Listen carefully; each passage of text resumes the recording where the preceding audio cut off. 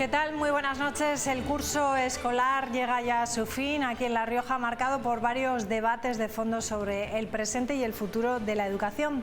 AMPE ha reivindicado la mejora de las condiciones laborales de los docentes en un momento de gran incertidumbre y la bajada de ratios en las aulas. También reconoce que durante el actual curso se han producido avances significativos en la negociación colectiva del profesorado de la enseñanza pública de La Rioja. Hoy han hecho balance de este fin de curso, donde también ha habido tiempo para hablar de la polémica con la que concluye la PAU de este año. CONCAPA, FAPA, Rioja han pedido una solución, que se busque una salida justa a los estudiantes. Si no se encuentra esta solución, han pedido que el estudiantado tenga como mínimo la misma nota que ha tenido durante el bachillerato. Desde AMPE han pedido una mayor coordinación entre la universidad y los profesores de segundo de bachillerato y dar más presencia a los docentes en la comisión preparatoria de la PAU. Y la forma de preguntarlo, que parece ser que ha sido el problema, pues no, y quizás no haya sido la que los alumnos están acostumbrados. Entonces la valoración que hacemos es pues, que esa coordinación entre universidad y docentes de secundaria debe ser más fluida, ¿no? Para que no veamos estos casos y al final nuestros alumnos no estén en desventaja frente a otros alumnos de otras comunidades autónomas. Bueno, pues está con nosotros Gustavo Navas, presidente de AMPE de Rioja. ¿Qué tal? Buenas noches. Hola, buenas noches. Bueno, ¿qué le ha parecido toda esta polémica? Todos los años hay cierta polémica, si no es en una asignatura, en otra.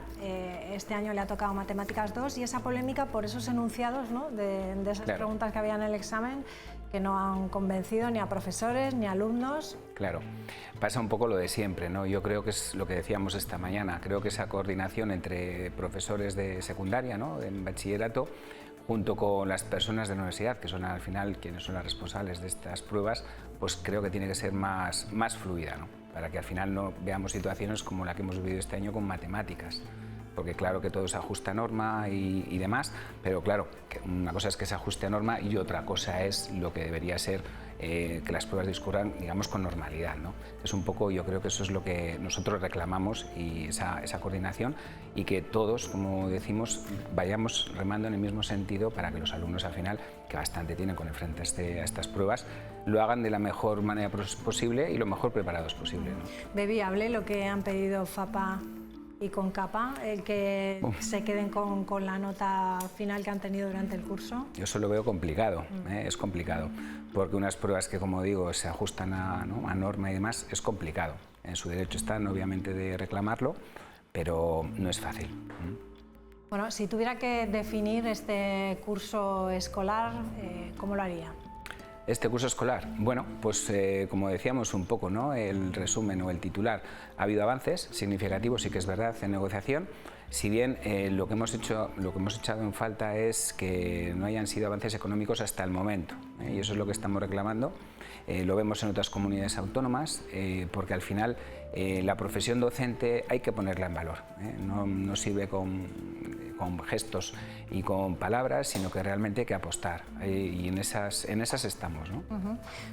Se ha llegado a acuerdos, como dice, no han culminado del todo, entonces la sensación que queda, que es de avance o de oportunidad perdida.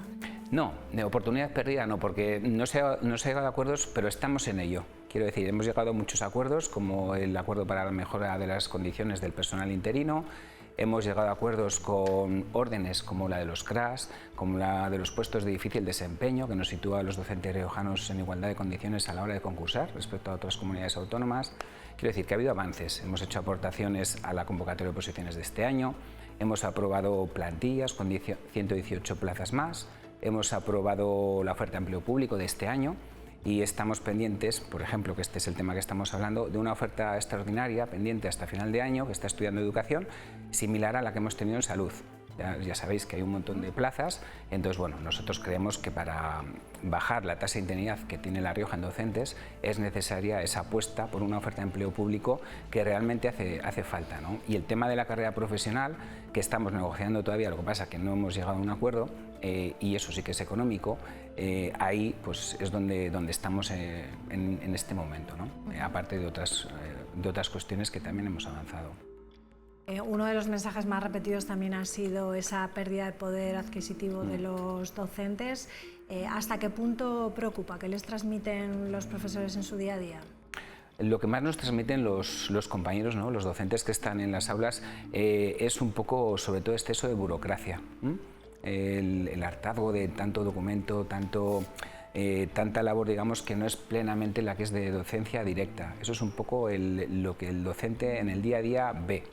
Entonces, claro, pero nosotros tenemos que velar por eso, sobre todo con los equipos directivos, que también es una negociación que hemos empezado en la última reunión, que este año hemos tenido, pues os digo que la negociación sí que ha habido 13 reuniones con educación y 10 con función pública.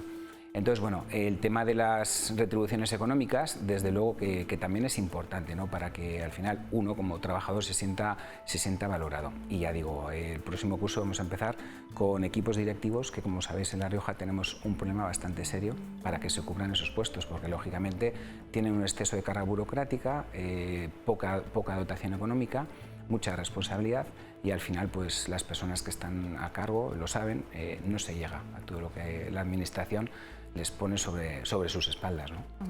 ¿Esto es un problema de ahora o viene de lejos? No. Sí, este problema viene de lejos. Entonces, al final, claro, esto se va acumulando y hay que tener en cuenta que cada protocolo nuevo que sale, cada cuestión nueva que se plantea que tienen que hacer los centros, recae sobre estas 4 o 5 personas.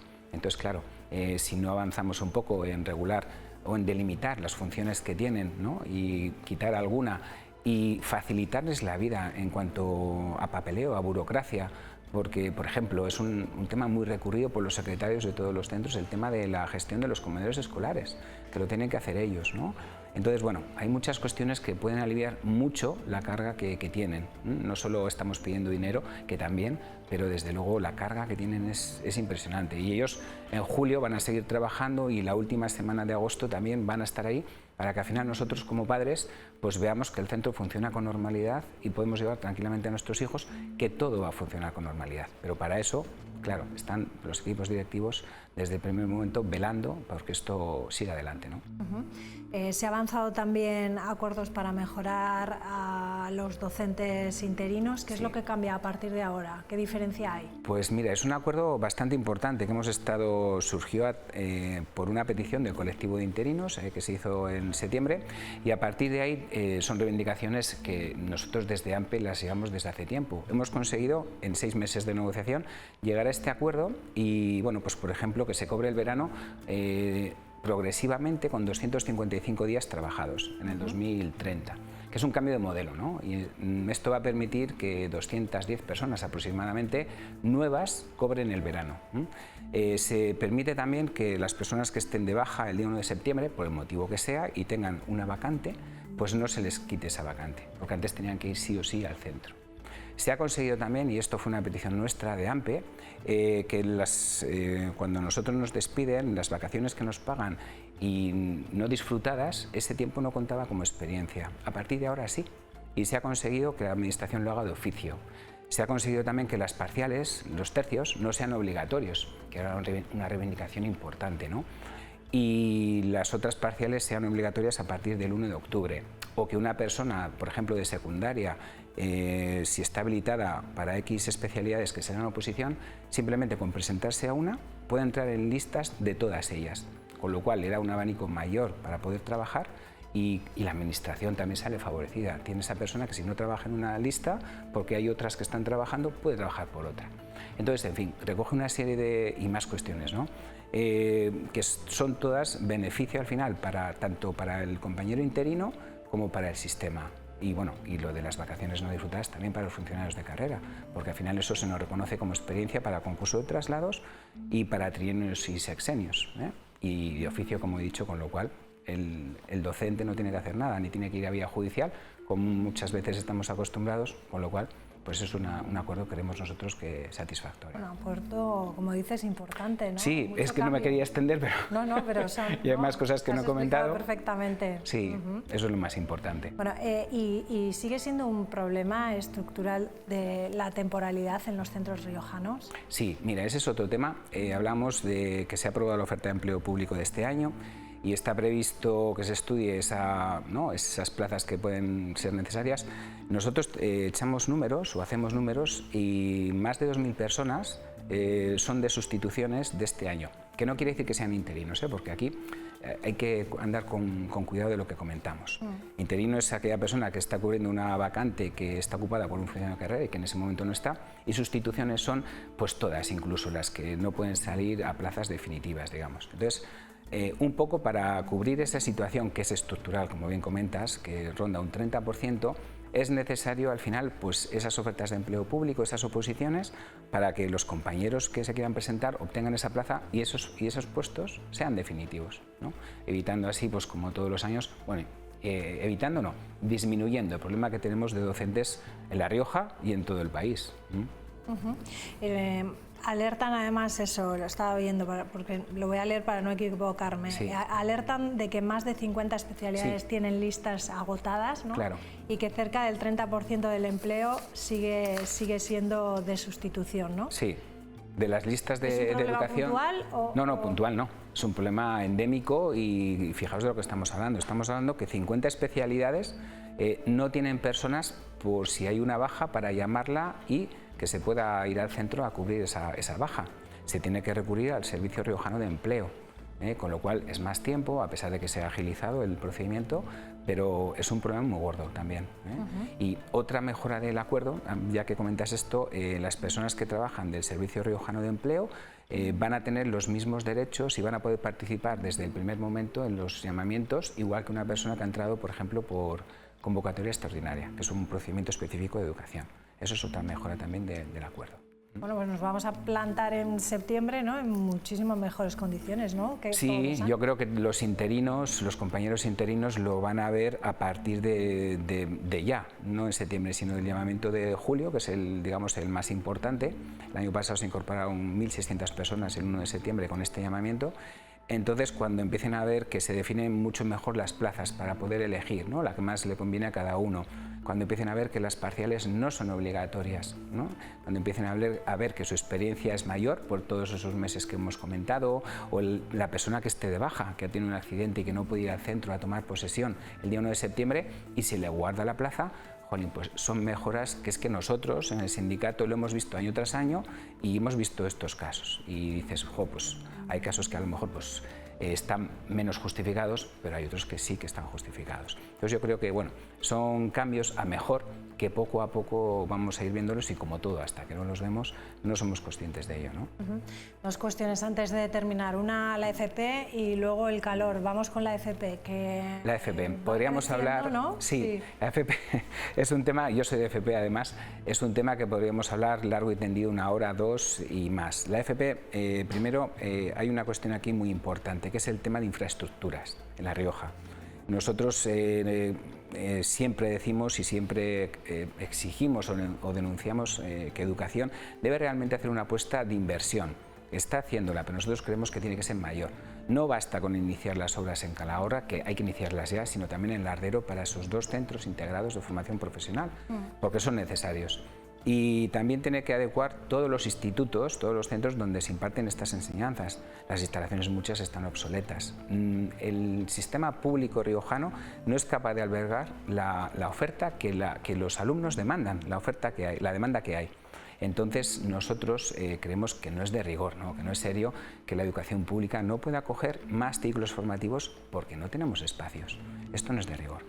Y luego otro tema importante que hay con la nueva norma que salió, con la nueva ley del 2022, ahora hemos hecho aportaciones precisamente al decreto que está ahora en última fase de tramitación del decreto de FP aquí en La Rioja, que es un decreto que recoge muy bien el espíritu de la ley, pero claro, tenemos el problema de que como todo lo que se plasma en él no vaya acompañado de recursos económicos, humanos, mayor dotación para estos tutores de empresa que se las están viendo y se las están deseando para encontrar empresas que absorban realmente esas horas, esas 500 horas que nuestros alumnos tienen que hacer en empresa. Pues esto es importantísimo, ¿no? Muy importante. Entonces, como no seamos capaces, como la Administración no ponga los medios para acompañar en estos primeros años de este cambio de sistema, pues lógicamente no vamos a llegar a los resultados que se quieren, ¿no? Y que queremos. Por eso creemos que es importante dotar de más horas a estos tutores, buscar ese nicho de empresas, hacer una prospección y una bolsa de empresas seria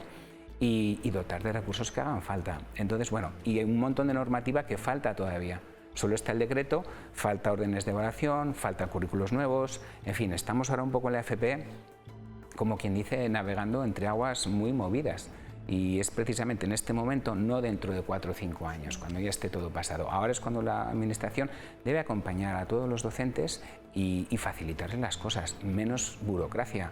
Es terrible la de documentación, de verdad, que tiene que hacer un tutor para mandar a alguien a la empresa, terrible. Y si tiene encima que compartir varias empresas, ya ni te cuento. Entonces, lo que pedimos es eso, un poco de planificación y aportación encima de la mesa de recursos necesarios. Eso es lo que pedimos, planificación y acompañamiento. Sí, seguiremos pendientes de este asunto. Nos tenemos que despedir, pero con estas temperaturas que decimos adiós al curso escolar, en toda España, todas las aulas registran temperaturas de 30 y pico grados dentro de las aulas e incluso de 50 grados en un patio, ¿no? ¿Qué es lo que opina AMPE de todo esto? ¿Qué ha pedido? Pues lo que hemos pedido a la Administración, y lo íbamos haciendo ya desde mayo, es que, si os acordáis, sobre todo en colegios, que este problema puede ser más grave, ¿no?, con los alumnos tan pequeños, es que volvamos al horario que teníamos reducido de salir a la 1, que la Administración hace unos años lo quitó de forma unilateral, y desde luego que siga invirtiendo más de lo que lo está haciendo,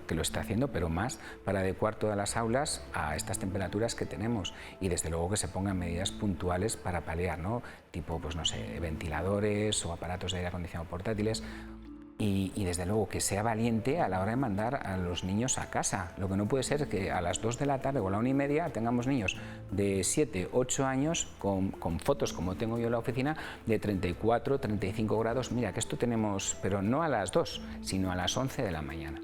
Creemos que no es de rigor, ¿no? Entonces, eso es lo que pedimos contra el calor, que la Administración, bueno, sea valiente, igual que el sábado todos los opositores que se presentan, pues lo mismo, mucha suerte, mucho ánimo, y a los miembros del tribunal, pero con este calor, pues te puedes imaginar lo que es. Sí que se ha conseguido, porque nos hemos quejado en mesa sectorial, por lo menos se ha quitado unas pruebas que había por la tarde a las 3:30, hemos conseguido que sean a las 9 como todos.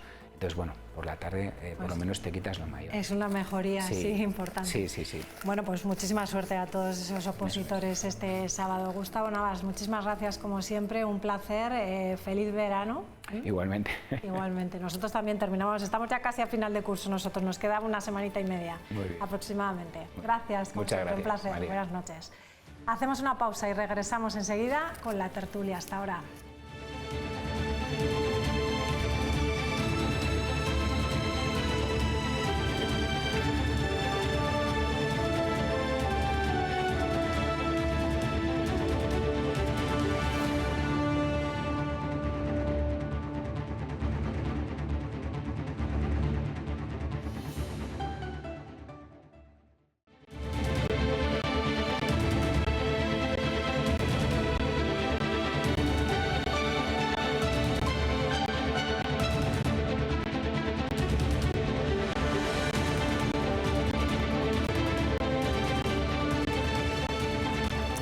Bueno, pues comenzamos ya la tertulia de este jueves 18 de junio. Saludamos en primer lugar a Toya de Pablo, que ya está con nosotros. ¿Qué tal? Muy buenas noches. Buenas noches, encantada. Está con nosotros también Eduardo Noguero. ¿Cómo estás? Buenas noches. ¿Qué tal? Buenas noches, un placer. Y está también con nosotros Óscar Eguizábal. ¿Qué tal? Muy buenas noches. Bueno, vamos a empezar por la noticia política de este día, por esa imputación de las hijas de Zapatero y también de la secretaria de Zapatero. Hemos dicho, vamos a ir a la Audiencia Nacional, allí ha estado siguiendo este caso nuestro compañero. Zapatero salía ayer de la Audiencia Nacional sin medidas cautelares, pero también sin convencer al juez de su inocencia, ya que el juez Calama mantiene esa imputación del expresidente. El juez, como decimos, esta mañana imputaba también a personas muy cercanas al expresidente, lo hacía a sus hijas y también a la secretaria de Zapatero. Nos lo cuenta Rafa Navarro. María, ¿qué tal? No salimos de esta audiencia nacional. Novedades hoy. El juez imputa en el caso Plus Ultra a las hijas de Zapatero. El instructor señala que la empresa de las hijas del expresidente tuvo un papel instrumental en la canalización, ocultación y facilitación de operaciones relevantes. También imputada Gertrudis, la secretaria personal de Zapatero. No hay fecha aún fijada para estas declaraciones. El juez, tras la declaración de ayer de Zapatero, no ha despejado los indicios de criminalidad sobre él. Eso sí, no le interpuso medidas cautelares, también dependientes de otros juzgados, esperando a que el juez Peinado tome alguna decisión sobre Begoña Gómez, y aquí en el Supremo, que tenemos aquí enfrente, esperando esa sentencia del caso Mascarillas, con Ábalos y Koldo en la cárcel, pero una sentencia que está al caer. No nos movemos de esta Audiencia Nacional Supremo. Se me cae la cara de vergüenza viendo a dónde ha arrastrado la imagen y la reputación de España el presidente del gobierno Sánchez. Y lo que habla mal de España es tener un expresidente del gobierno señalado por ser un líder de una trama de corrupción. Confiamos en Zapatero, confiamos en lo que él mismo expresó ayer a través del comunicado, que va a ser capaz de defenderse y de aportar pruebas suficientes como para evidenciar que no hay nada de... Bueno, pues esta tarde también Pedro Sánchez salía declarando pues esa empatía con las hijas de Zapatero y toda su confianza al expresidente. Eduardo, empiezo un poco contigo por conocer un poco qué análisis haces de 2 días que iban a ser de declaración. Se han quedado en uno, fueron como 3 horas aproximadamente. Parece que no convenció de lo que ha trascendido de esas declaraciones. ¿Y por qué hoy se ha esperado a imputar a las hijas? ¿Qué análisis haces? De entre todo lo que se está diciendo al respecto de estos 2 días, yo sobre todo a destacar, que es lo que más se está comentando, el tema de las medidas cautelares, por qué no se han decretado medidas cautelares, y el tema de la imputación de las hijas, ¿vale? Entonces, por parte, ¿qué son las medidas cautelares? Es una privación de derechos que se hace de manera restrictiva por un fin en concreto, y obedecen a 2 supuestos. Uno que es el fumus boni lloris, que se llama, y el periculum in mora, la apariencia de buen derecho y el peligro en la mora procesal. La apariencia de buen derecho, el juez reconoce que existe, es decir, hay unos indicios de que sí que puede haber alguna criminalidad en los hechos, y él la sostiene. Donde no lo ve el juez Calama, al respecto luego de Zapatero, es con ese peligro en la mora. Él dice que al ser una persona de notoriedad y al estar la instrucción en una fase embrionaria, no hay riesgo de destrucción de pruebas. Entonces, por eso, entre valorar una restricción de derechos como podría ser el que no abandone el territorio nacional que se había pedido, el retirar el pasaporte, el que acuda al juzgado a hacer unos escritos a pudacta o otro tipo luego en definitiva de medidas luego cautelares, el juez considera que no.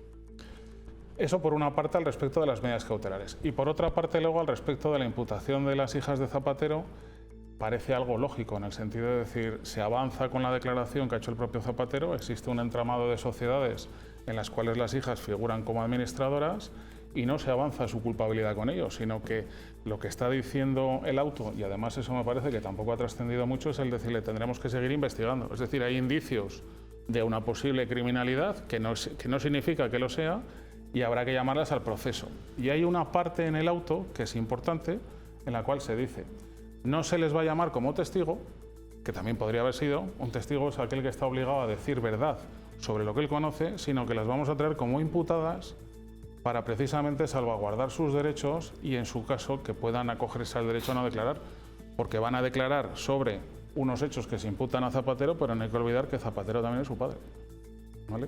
Aparte de que entra el parentesco, y luego también de lo que ellas puedan declarar en su momento, también en su caso se les podría imputar a ellas posteriormente. Entonces el juez haya sido tremendamente garantista, lo cual yo comparto, y cuando así se les ha llamado como imputadas. Se les ha llamado como imputadas que era el antiguo investigado. Perdón, ahora se les ha llamado como investigadas que era el antiguo imputado, ¿vale? Solamente es cuando un juez de instrucción... O sea, que la situación de las hijas, a ver si te he entendido, la situación de las hijas es mejor así. Yo, si fueras abogado, es más, yo hubiera solicitado directamente que no me las citarían como testigos, sino que me las citarían como testigos, sino como imputados. El testigo tiene obligación de decir verdad, porque el testigo es una persona que es ajena a la causa y se le llama a un procedimiento para que él dé cuenta de lo que conoce, por su propio conocimiento. Ellas, por su propio conocimiento, van a tener muchísimo que decir, porque figuran como administradoras en una sociedad, o sea, eso es un hecho. ¿Eso quiere decir que hayan delinquido con las sociedades? No, sino que han sido administradoras. Zapatero defiende que toda la actividad que tienen es legal, es real, ellas luego lo demostrarán, presentarán contabilidades, balances, facturas, lo que serían. Pero eso es como testigo. Pero cuando estás como imputado es que a ti hay unos hechos que ya, por así decirlo, se te imputan, se te achacan. Y entonces te entran toda una serie de garantías procesales, entre las cuales está la de no declarar, está la de presentar prueba también. Entonces, en vez de ser ya una parte, por así decirlo, ajena al proceso, te conviertes en parte del proceso. Y puedes sacar a colación todos esos derechos de defensa. Entonces, para ella es muchísimo mejor, es algo además normal y es algo que vamos, yo entiendo que cualquier abogado hubiéramos hecho, traerla como imputada. Eso por una parte. Volviendo otra vez a las medidas cautelares. Esto solamente para generar debate. En el auto del juez Calama se está diciendo que no se conceden las medidas cautelares porque no existe un riesgo de ocultación de pruebas debido a que estamos en un momento embrionario de la instrucción. Y que es por eso, ¿vale?, que existen esos índices de racionalidad, y luego da un salto y dice que no obstante ya se han intervenido todos los efectos que se tenían que intervenir y que no existe ese riesgo de destrucción de pruebas, pues poco más o menos porque han hecho los registros y demás. Y yo es lo que digo, si estamos en un procedimiento y estamos en una fase embrionaria, ¿cómo se puede sostener en el mismo auto que estamos ahora mismo en un momento dentro del cual no puede haber una destrucción de pruebas? Solamente, es decir, o estamos en una fase embrionaria o no estamos en una fase embrionaria. Y si estamos en una fase embrionaria, sí que puede haber un riesgo de destrucción de pruebas. Venga, si no van a hablar. Sí, bueno, sí, Eduardo. Venga, Toya. A ver, yo también me he leído el auto, que por cierto son 3 folios por una cara, ¿eh? O sea, es esto, no es más.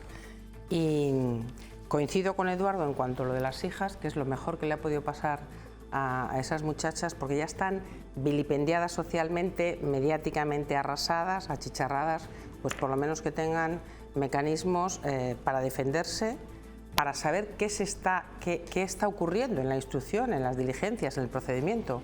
Porque un testigo le preguntan, no puede mentir, tiene que decir la verdad, está bajo juramento o promesa, pero además no sabe qué es lo que tiene ni el juez ni el fiscal ni las acusaciones en la mesa. Si tú estás como investigado y tú estás personado con un abogado, como es obligatorio, tú sabes hasta la última línea de lo que está diciendo cada una de las acusaciones. Y no nos olvidemos que en este procedimiento está Vox, Azioir, Liberum, Lustita Europa, aparte lógicamente del Ministerio Fiscal y los demás. Y el Partido Popular, o sea, está el Sunsum Corda para intentar exprimir políticamente, al margen de jurídicamente, estas investigaciones y estas diligencias. Entonces, en ese sentido, lo mejor que le ha podido pasar a esas muchachas, que en lugar de ser perseguidas, acosadas y vilipendiadas, por lo menos puedan hablar y defenderse y saber de qué se las está acusando. En cuanto a las medidas cautelares, mira, ahí Eduardo, en lo de las hijas de Zapatero coincido, en lo de las medidas cautelares yo creo que el juez Calama ha sido mucho más claro. Para adoptar unas medidas cautelares, efectivamente tiene que existir indicios de criminalidad y el juez dice que se mantienen, pero también tiene que existir un peligro procesal real. Y él lo que dice es que eso no existe y que las medidas cautelares tienen que ser, es una restricción de derechos que tienen que cumplir 3 principios bases: necesidad, idoneidad y proporcionalidad. Y que en este caso, siendo Zapatero una figura que es que va con escolta, que es que va con policías, que sus posibilidades de riesgo de fuga son prácticamente inexistentes, siendo una persona como es absolutamente conocida. En cuanto a la posible destrucción de pruebas, dice el juez que las que necesitaban ya han ordenado todos los registros que él quería en ese momento, o sea que no lo dice porque sea en fase embrionaria, sino que lo dice porque no necesita restringirle y adoptar medidas cautelares para obtener las pruebas que ya ha obtenido y que es absolutamente desproporcionado, eso sí lo dice muy nítidamente, en una fase tan embrionaria del proceso. Entonces, en ese sentido, lo dice en 3 folios por una cara, folio y medio. Y vamos a ver qué rige, porque el problema en estos casos es, y acabamos de escuchar a Feijóo, y me vais a permitir la palabra, yo creo que la poco acertada e inapropiada y mezquina utilización política de la agenda judicial. Dejemos al Poder Judicial que haga su trabajo y utilicemos la oposición política con las herramientas políticas. Porque a mí lo que me da mucha pena de todo este ruido, en todos los ámbitos, me da lo mismo desde Ábalos, Koldo, la mujer del presidente, el novio de Ayuso, que hoy ha salido el informe de la UCO con las 19 cuentas y las 90 de los otros socios. A mí lo que me da dolor es que todo ese ruido aplasta la actividad política interesante y parlamentaria. Yo os comentaba antes de empezar que el jueves estuve en el Pleno del Congreso donde se aprobaron cosas interesantísimas para los ciudadanos, buenísimas, como es a los funcionarios de prisiones consideración de autoridad para estar protegidos frente a las agresiones, para que se les considere una profesión de riesgo y puedan jubilarse anticipadamente, la reforma de la Ley de Seguridad Social de los mutualistas que afecta pues, aproximadamente unos 100.000 profesionales entre abogados, arquitectos, procuradores, ingenieros, todas esas cosas que luego van a pasar al Senado y que hay un tema de cribado neonatal, por ejemplo, pasan absolutamente desapercibidas porque el ruido tan ensordecedor de lo que es la agenda judicial en estos momentos, con muchos altavoces, algunos de los cuales son informativos y lógicos y otros son interesados, con muchos altavoces impiden que el ciudadano tenga conocimiento de otras cosas que son muy positivas para su vida diaria. Óscar, todo tuyo. Bueno, es que yo creo que el primero que ha puesto en la palestra a sus hijas para ser vilipendiadas ha sido el propio Zapatero. Bastante tiene que tener él encima con haber metido en casos de presunta corrupción a sus propias hijas que han facturado en los últimos años 1 millón de euros. Eso es muy difícil de defender a través de una empresa What the Fuck donde hacían informes, entre comillas, que servían para poco. No lo digo yo, lo dice el juez en su investigación. En fase embrionaria. En fase embrionaria. He dicho presunta corrupción. En fase embrionaria, por supuesto. Respecto a que está todo el mundo pues ahí, que se está Vox tal, pues como le pasó al PP en la Gürtel. Sí, oye, exactamente igual. Sí. Es decir, la política se usa, este tipo de casos, para tumbar al de enfrente, pero es que eso ya lo hizo el PSOE cuando le tocó al PP con Mariano Rajoy con el caso Gürtel. Pero es que aquí da la circunstancia de que hay una confluencia de alineación de planetas donde está el caso Koldo, las hijas de Zapatero, las joyas, que las joyas, fíjate, para mí hasta ya han perdido parte de su valor, porque seguramente justifique que está prescrito el delito, pero es más la imagen de decir que para ser socialista hay que dar mucho y tener poco, cuando tienes en una caja fuerte en tu despacho 1.300.000 euros en joyas. Entonces, puedo compartir cierta parte, pero desde luego todo lo que ha sido el gran chamán de Pedro Sánchez, el que le ha asesorado para estos años de gobierno y tal, pues ahora, pues hombre, se viene un poco abajo con todas estas tramas de corrupción, porque aún queda mucho por salir. Como bien decís, hay parte que no se sabe todavía. ¿Qué es lo mejor que les ha podido pasar a las hijas? Pues estoy de acuerdo, que se puedan defender. Todo el mundo tenemos a defendernos, ¿no? Una presunta acusación, ¿no? de corrupción. Pero claro, es muy difícil de digerir todo lo que está pasando y todos los casos, el hermano del presidente, que ya está resuelto, ¿no? El juicio, ¿no? El caso Begoña, el caso Koldo, el caso Plus Ultra, el caso hidrocarburos, ahora las hijas de Zapatero, las joyas. Es que es una larguísima lista que yo creo que como ciudadano me da igual la corrupción del lado que venga, del PP, del PSOE o del que sea, me da mucho asco. Óscar, es que cometemos un error, perdóname un segundo, Eduardo. Cometemos un error muy grave que es confundir la estética, la ética y el delito y luego meter en el mismo saco temas como el de David Sánchez, que de verdad a mí me parece un caso inexistente, o el de Begoña Gómez, que hasta la UCO ha dicho que no hay ningún enriquecimiento, con temas como el de Koldo o el de Ábalos, que son absolutamente miserables. Y se meten todo en el mismo saco. Están en el juzgado. No los he metido yo. Es que igual que otros casos que se han utilizado del PP para hacerle daño a otros partidos. Casos reales. Sacar un poco la política del... No, que no estoy metiendo en la política, estoy en el derecho. La ética, estética y delito es distinto. Vamos a sacar a Koldos, David Sánchez y demás. Hay un auto de más, que además no estoy de acuerdo contigo, lo cual es algo normal en esta tertulia, pero por una cosa. A veces sí estamos. Pero por una cosa. El auto del juez Calama, del todo punto respetable, como bien has dicho, que son 3 folios y pico. Y es técnicamente perfecto, pero es escandalosamente escueto. Pero por una cosa. El investigado es una persona de pública notoriedad, circunstancia que dificulta de manera evidente y así por leer hasta 3 líneas. Tenemos un ejemplo palpable en España. No se puede, desde mi punto de vista y como jurista, no se puede fundamentar un auto de semejante trascendencia jurídica, no política, jurídica en este país, diciendo que es una persona de pública notoriedad. ¿Por qué? Porque nosotros en España todavía tenemos reciente el caso, por ejemplo, de Puigdemont, presidente de la Generalitat de Cataluña, con escolta, con todo, en un mitin, que está fugado y sigue fugado. Un maletero. Eduardo, que tú eres brillante, no me hagas esa manipulación. Hay que meter el riesgo procesal real y en los indicios de criminalidad en conjunto, y lo dice el juez Calama. Sí, lo que pasa es que el juez Puente, el magistrado del Tribunal Supremo, en un auto en el cual, ya que habéis hablado de Koldo, Cerdán y toda esta gente, en 22 páginas de auto, lo que hace, lo que yo como jurista echo de menos, es ir haciendo ese riesgo procesal concreto y dice, mire, en el folio tal de las actuaciones aparece esta circunstancia. En la prueba tal es por esto y demás.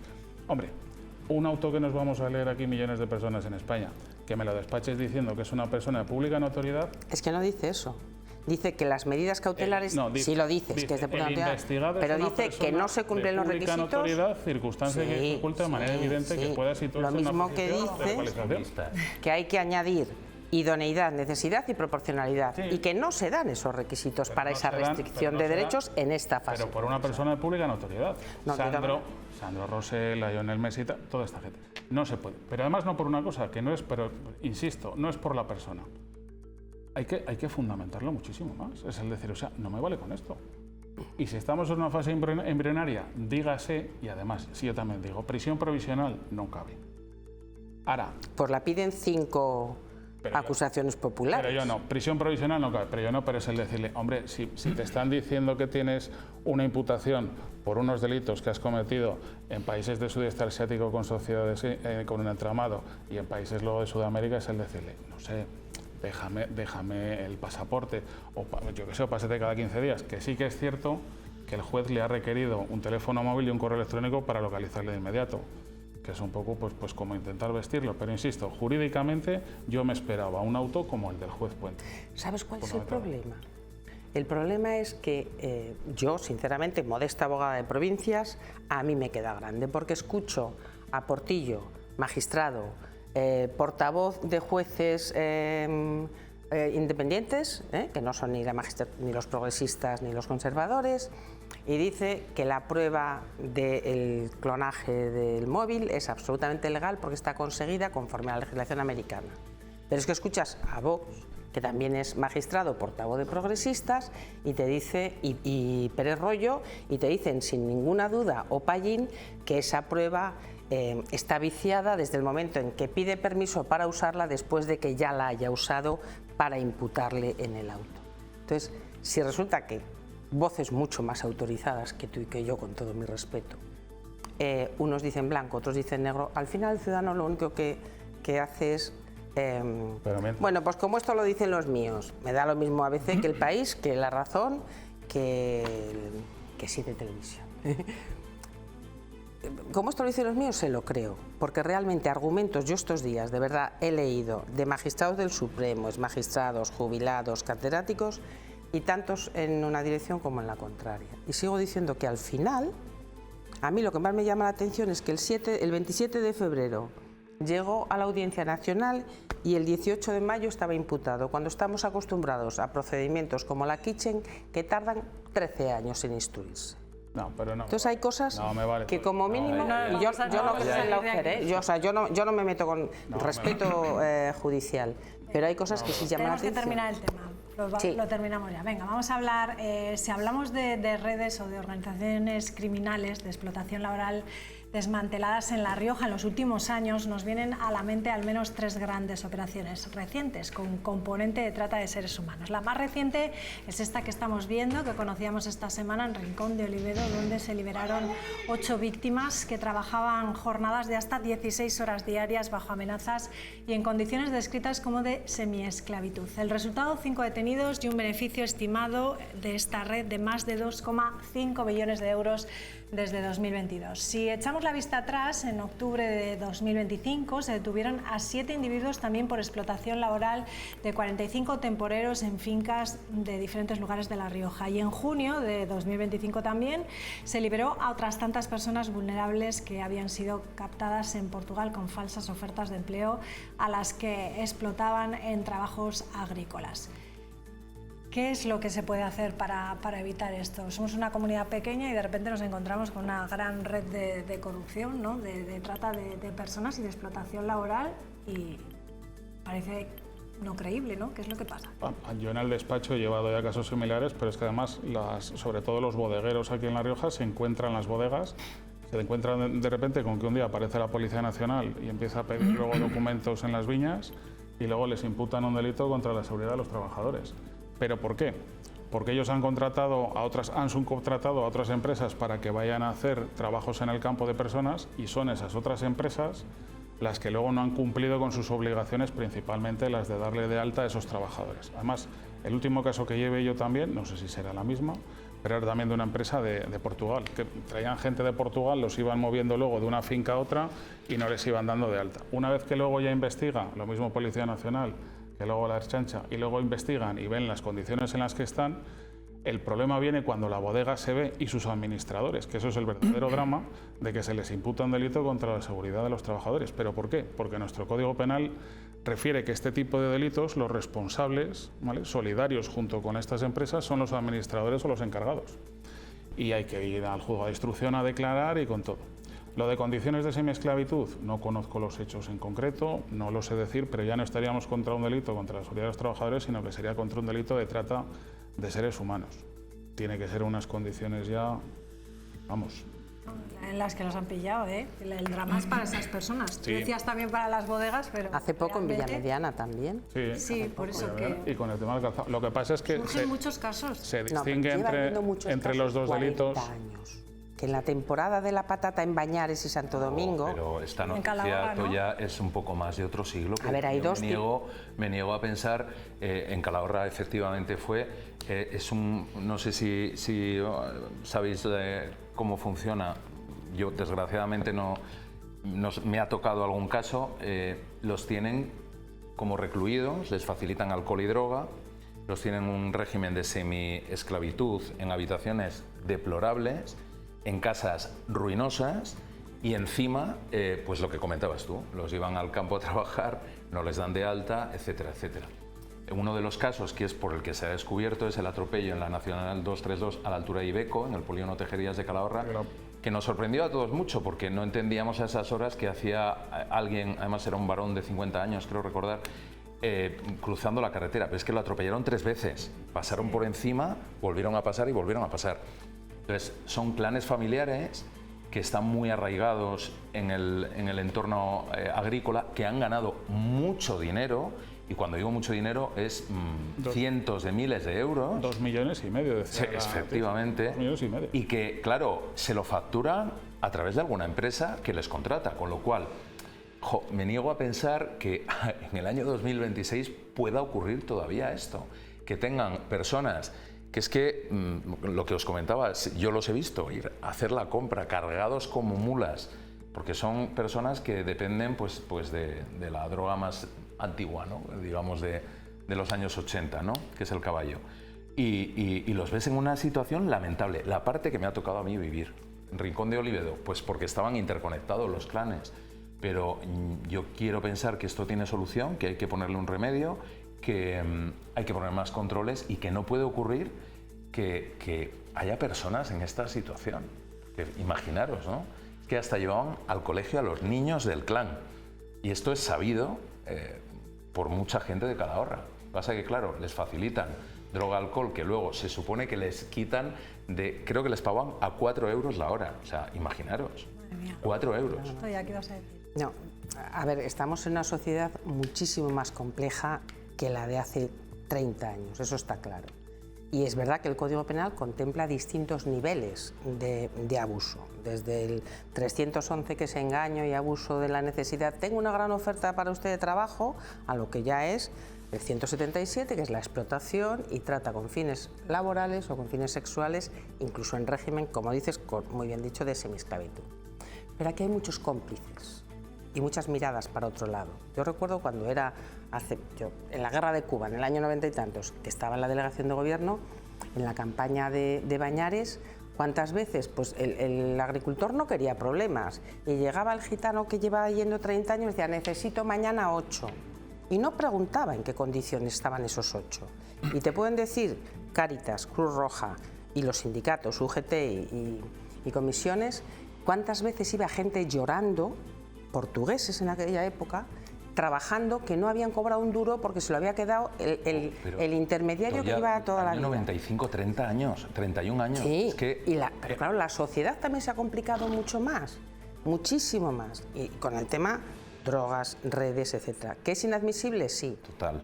Yo que no soy muy punitiva, el Código Penal está baratito en este tipo de delitos y cuanto más potente es el delincuente, mejores abogados tiene y más fácil tiene de salirse con una multita. También es verdad. Pero fijaros una cosa. También es verdad. Y a nuestras bodegas, porque yo lo he visto en primera persona, sin ánimo luego ni de esclavizar a nadie ni demás. Necesito gente para el campo, no tengo gente para el campo.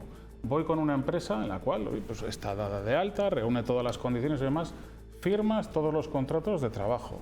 Te aseguras, es que es un caso que lleva yo, te aseguras que estén todos los de alta. El día que vas a montarlos en la bodega para que vayan, les vas pasando lista. Lo que pasa es que luego te dan la vuelta por detrás y para cuando te llegas... Se sustituyen. No, es que luego empiezan a traer más gente y demás y me decía a mí el administrador de la bodega, me decía...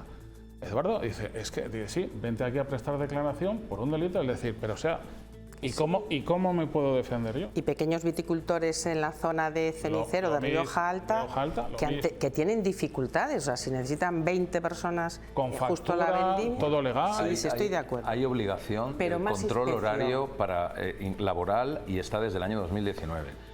Pueden y tienen tecnología para fichaje a través de NIE, a través de... el reconocimiento facial ahora se ha quitado. Que se hace todo, pero luego te llevan a una finca... Y luego se sustituyen. Claro. Tienen otra cuadrilla y van pasando y lo que pasa es que te meten otros 16, 18 y claro, cuando te viene la Policía Nacional te dice todos quietos. Pero si se llama servicio de inspección, si lo que nos faltan es organismos de control y supervisión. Eso es lo que nos falta, pero no solamente en este caso, que es dramático.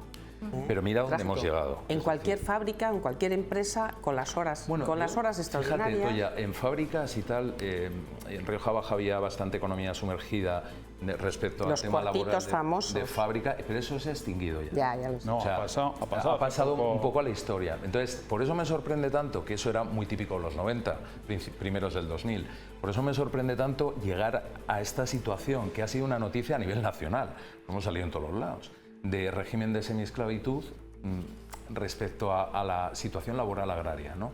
Entonces, creo que deberíamos de evolucionar mucho más como sociedad. ¿Por qué es laboral? Porque si es que es el mismo delito con fines de explotación sexual, si yo creo que todos somos capaces de decir los puticlubs que hay en La Rioja. Han tenido agresión sexual también, En que también lo pone. Es decir, que es que no es solamente la laboral, sino que es que la situación personal que tienen es que el que atropellaron fue porque se plantó entre ellos y se fue. Ya. O sea, es que la noticia es terrible. Y coincido en una cosa, que en España sale muy barato este tipo de delitos, pero también sale muy barato en matar. Porque sale muy barato en este país. Sí, por buen comportamiento. Ahí tienes al asesino de la katana y muchos casos más que hay por ahí que salen de la... Bueno, y los etarras ya ni hablemos, ni comentar, ¿no? Para mí, las penas se tienen que cumplir íntegras, que luego se tienen que reinsertar en la sociedad, de acuerdo. Pero sale muy barato robar, sale muy barato este tipo de cosas, desde mi punto de vista, que no soy jurídico como vosotros. Pero a vistas del ciudadano, para mí sale muy barato. Tanto robar como este tipo de delitos, los sexuales ya ni te cuento, y los asesinatos igual. Pero que no es verdad. ¿Me vas a decir algo? Nos queda una de programa. En Calahorra hubo también otra operación de... Sí. No, es que es algo que sí que hay un patrón aquí sistemático. El tema es que lo hemos hablado muchas veces. Tenemos un casco antiguo en Calahorra gigantesco, que con unas casas que tienen una situación centenaria, con unos materiales de adobe y que se meten ahí prácticamente de ocupas, los mismos clanes. La que se cayó. Efectivamente, van ocupando. Pero fíjate, con lo que estabas comentando... No, la que se cayó había un arrendador explotándolos y cobrándolos. Pero tú dices la calle La Estrella, que estaba ahí. Es que como ese hay varios. Con lo que estabas y ese no era extranjero, No. Ese era de Calahorra. A mí me da igual que sea extranjero como que no. Con lo que estás comentando y como jurista, yo creo que la solución luego no es subir las penas. La solución en este tipo de delitos que tienen... No he dicho subirlas, he dicho cumplirlas, que es distinto. Que tiene un carácter económico. Ojo. La solución pasa luego porque sea un resarcimiento económico muy elevado. Porque un delito... Pero que no se cumplen las penas. Que no se trata de llenar las prisiones, lo que se trata es de desincentivar a empresas que exploten a las personas, no con entrar en prisión, sino diciendo se les cierra prácticamente la empresa o se les ponen unas multas millonarias. Esta empresa de Portugal... Acabas de decir, y yo lo comparto, que las engañan. Sí. Si cogen y le llevan a unos trabajadores, les dan la media vuelta, les meten a otros, viene la Policía Nacional y pilla a los otros, la empresa tampoco es culpa. Es que entonces nos quedamos sin empresas también. El Código Penal es como un puzzle o como un dominó. Si cambias una ficha, se te cae todo. Tiene que haber coherencia. No puede acabar siendo más caro el robo que no esclaviza a alguien, el administrador, lo metes en prisión 15 años, pero la empresa sigue ahí. Estoy de acuerdo, pero para eso la empresa tiene que ser cómplice de que sabe que está empleando ese tipo de gente. No, pero eso es la responsabilidad penal de las personas jurídicas. No puedo creer que una empresa esté contratando sabiendo la situación que tienen este tipo de personas. No me lo puedo creer, o no me lo quiero creer. Porque la empresa no contrata, donde estamos. Contratan los administradores. ¿De dónde han salido esos 2,5 millones de euros que ha facturado este clan?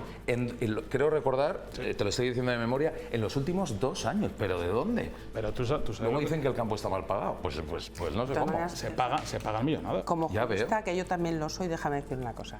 El sistema más punitivo, que si hemos coincidido mucho hoy y coincidimos conmigo. El sistema punitivo más salvaje que hay es el americano, y las cárceles más llenas que hay, ratio por habitante, también es en Estados Unidos. El chino. Sí. El chino. Bueno, pero el chino es una dictadura en el que ya no podemos ni saber cuántos hay.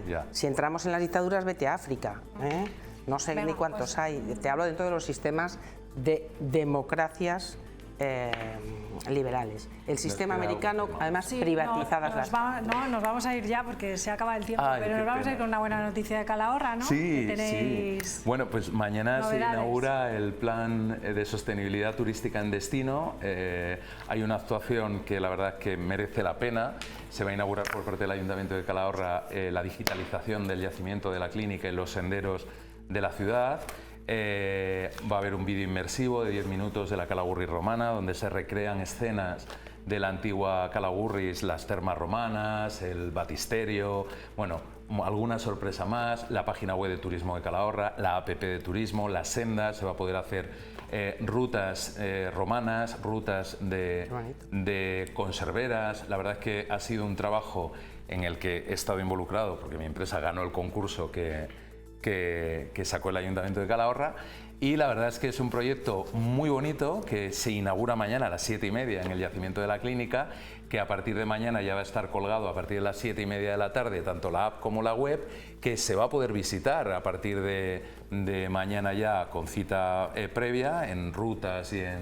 Sí, porque es gratuito, pero hay que llamar, ¿no? Hay que reservar, sí, porque la sala que aparecía ahí en esa imagen es una sala que hemos tenido que acondicionar, que es una proyección a 4 paredes, con un vídeo inmersivo. Es esa sala delante de la chimenea de la antigua conservera y, claro, pues tiene un aforo limitado. Hay unos banquitos para sentarse y, la verdad que es una noticia que hablamos muchas veces de noticias poco agradables y esta, pues es muy agradable. Un buen plan, ¿no? Y un buen plan para invitar a todo el mundo a que acuda a Calahorra, no solamente por otras cosas que hablamos, sino también por la parte turística.